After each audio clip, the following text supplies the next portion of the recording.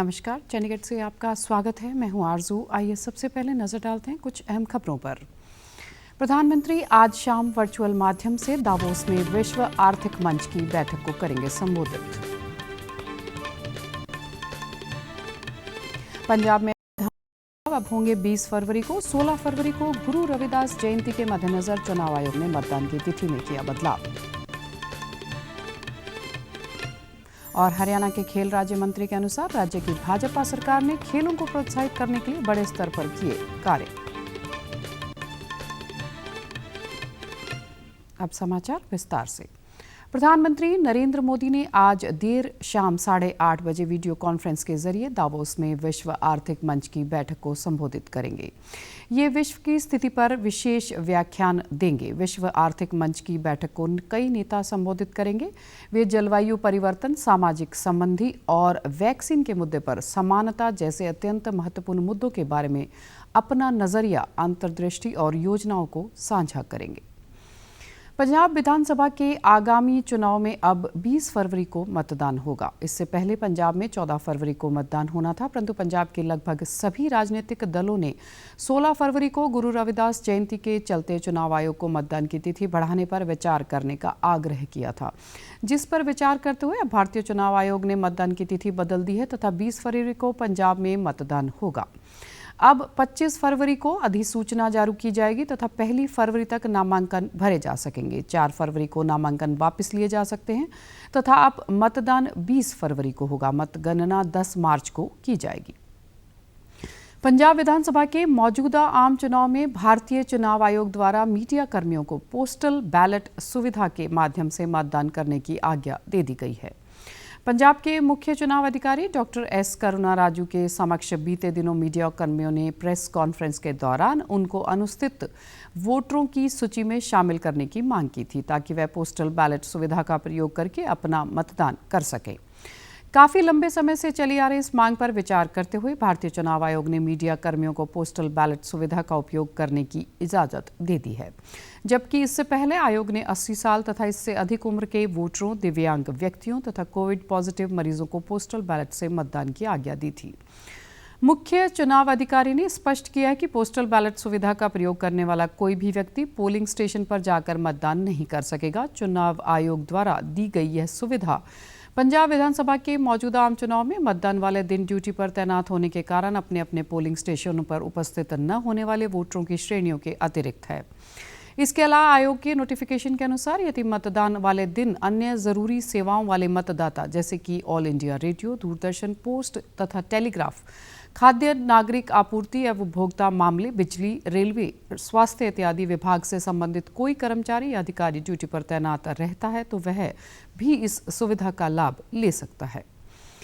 पंजाब में आगामी विधानसभा चुनाव के मद्देनजर राजनीति सरगर्मियां तेज हैं तथा राजनीति माहौल गरमाया हुआ है। पंजाब में आगामी विधानसभा चुनाव से पहले फिरोजपुर देहाती से आम आदमी पार्टी के प्रत्याशी आशु बांगड़ ने पार्टी की सदस्यता तथा सभी पदों से इस्तीफा दे दिया है।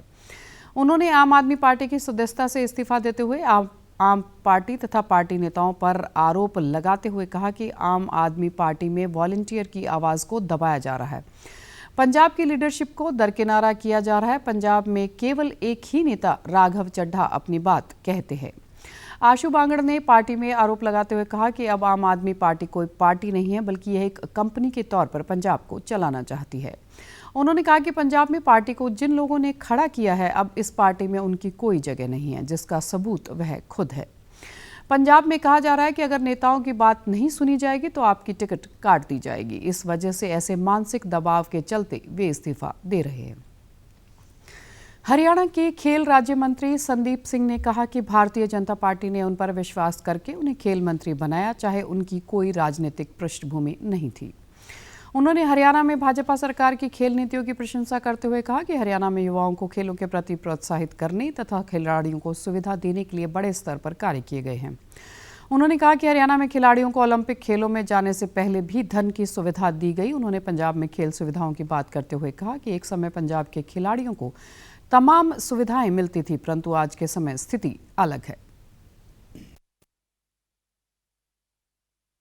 हरियाणा ने ਸਪੋਰਟਸ ਦੇ ਵਿੱਚ ਓਵਰ ਦਾ ਈਅਰਸ ਬਹੁਤ ਤਰੱਕੀ ਕੀਤੀ ਆ। ਪੰਜਾਬ ਬਹੁਤ ਵੱਡੇ ਸਟੈਂਡ ਤੇ ਖੜਾ ਹੋਇਆ ਸੀ। ਬਹੁਤ ਪਲੇਅਰ ਇੱਥੋਂ ਕੱਢੇ ਨੇ, ਹਾਕੀ ਪਲੇਅਰ ਤੋਂ ਲੈ ਕੇ ਐਥਲੈਟਿਕਸ ਪਲੇਅਰ ਤੋਂ ਲੈ ਕੇ ਰੈਸਲਰ ਤੋਂ ਲੈ ਕੇ ਕਬੱਡੀ ਪਲੇਅਰ ਤੋਂ ਲੈ ਕੇ। ਇੱਕ ਮੈਂ ਨੋਰਮਲ ਜੀ ਤੁਹਾਨੂੰ ਨੋਰਮਸ ਦੱਸਦਾ, ਸਾਡੇ ਇੱਥੇ ਹਰਿਆਣੇ ਦੇ ਵਿੱਚ ਸਰਕਲ ਕਬੱਡੀ ਨੂੰ ਵੀ ਨੌਕਰੀਆਂ ਦਿੱਤੀਆਂ ਜਾਂਦੀਆਂ ਨੇ। ਔਰ ਸਰਕਲ ਕਬੱਡੀ ਪੰਜਾਬ ਦੇ ਵਿੱਚ ਸਿਰਫ ਇੱਕ ਵਰਲਡ ਕੱਪ ਹੁੰਦਾ ਆ, ਔਰ ਉਸ ਤੋਂ ਬਾਅਦ ਉਹਨਾਂ ਨੂੰ ਇੱਕ ਜਿਹੜੀ ਵੀ ਉਹਨਾਂ ਦੀ ਨੋਰਮਸ ਦੀ ਜਿਹੜੀ ਮਨੀ ਆ ਉਹ ਦੇ ਕੇ ਇੱਕ ਸਾਈਡ ਕਰ ਦਿੱਤਾ ਜਾਂਦਾ। ਬਟ ਸਾਡੇ ਇੱਥੇ ਸਰਕਲ ਕਬੱਡੀ ਦੇ ਜਿਹੜੇ ਮੈਡਲਿਸਟ ਨੇ ਉਹਨਾਂ ਨੂੰ भी नौकरी दी जाती है। संदीप सिंह ने कहा कि पंजाब में खिलाड़ियों को बेहतर प्रदर्शन करने पर भी कम पैसे दिए जाते हैं। उन्होंने कहा कि जबकि हरियाणा में खिलाड़ियों को बेहतर ग्रेड दिए जाते हैं। इसके अलावा विभिन्न पुरस्कार प्राप्त करने वाले खिलाड़ियों को हर महीने राज्य सरकार की ओर से 20,000 रुपये दिए जाते हैं। उन्होंने कहा कि प्रधानमंत्री नरेंद्र मोदी ने ओलंपिक के प्रत्येक खिलाड़ी से मिलकर उनका मनोबल बढ़ाया तथा खेलों के क्षेत्र में हरियाणा सरकार युवाओं को रोजगार के अवसर भी प्रदान कर रही है। उन्होंने पंजाब में चुनाव के मुद्दे पर अपने विचार व्यक्त करते हुए कहा कि पंजाब में बड़े बड़े स्टेडियम हैं पर उनकी मैनेजमेंट सही नहीं है, इसलिए पंजाब में उस सरकार को आना चाहिए जो खिलाड़ियों के भविष्य को बेहतर करे। देश में राष्ट्रव्यापी कोविड टीकाकरण के अंतर्गत 157 करोड़ 20 लाख से अधिक कोविड रोधी टीके लगाए जा चुके हैं। स्वास्थ्य मंत्रालय ने बताया कि पिछले 24 घंटों के दौरान 39 लाख से अधिक कोविड रोधी टीके लगाए गए तथा 1,51,000 से अधिक कोरोना के रोगी स्वस्थ हुए हैं। देश में कोरोना से स्वस्थ होने की दर 98.27% है। वे अब तक 3 करोड़ 52 लाख से अधिक कोविड संक्रमित स्वस्थ हो चुके हैं।